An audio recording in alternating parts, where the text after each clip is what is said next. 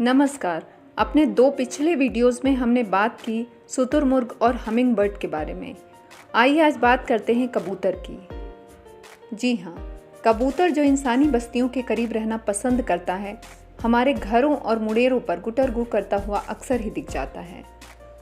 कबूतरों से इंसान का रिश्ता हजारों साल पहले इंसानी सभ्यताओं के विकास के साथ ही शुरू हो चुका था।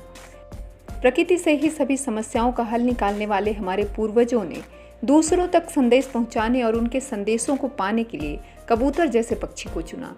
कबूतर मजबूत पंखों और शरीर वाला एक फुर्तीला पक्षी है।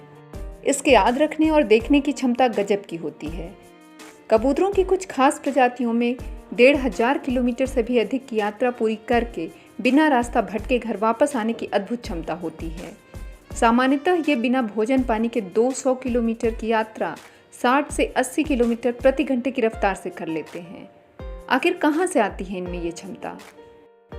अनेक पक्षी विज्ञानियों का मानना है कि कबूतर धरती की गुरुत्वाकर्षण शक्ति, अपने आसपास मौजूद गंध और आसमान में तारों और सूर्य की स्थिति के आधार पर अपने मस्तिष्क में अनेक प्रकार की छवियां बना लेते हैं और रास्ते में पड़ने वाली सड़कों, इमारतों और पहचान चिन्हों को याद रखने में इनका साथ देती है इनकी तीव्र स्मरण शक्ति।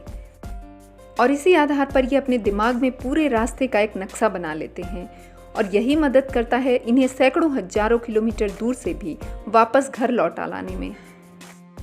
वैज्ञानिक खोजों में यह भी पाया गया कि कबूतरों में संख्याओं और उनके क्रमों को याद रखने की अद्भुत क्षमता होती है।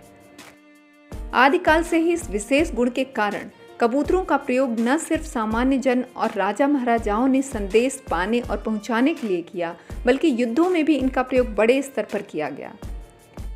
प्रथम विश्व युद्ध में अपने अविस्मरणीय योगदान के कारण ही एक कबूतर को ब्रिटिश सेना के द्वारा मरणोपरांत कर्नल के पद से सम्मानित किया गया।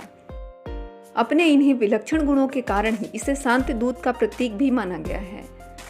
प्राचीन काल में जब सूचना और प्रौद्योगिकी के क्षेत्र में वैज्ञानिक खोजें नहीं हुई थीं, उस जमाने से कबूतरों ने मानवीय सभ्यता के विकास में अमूल्य योगदान दिया है।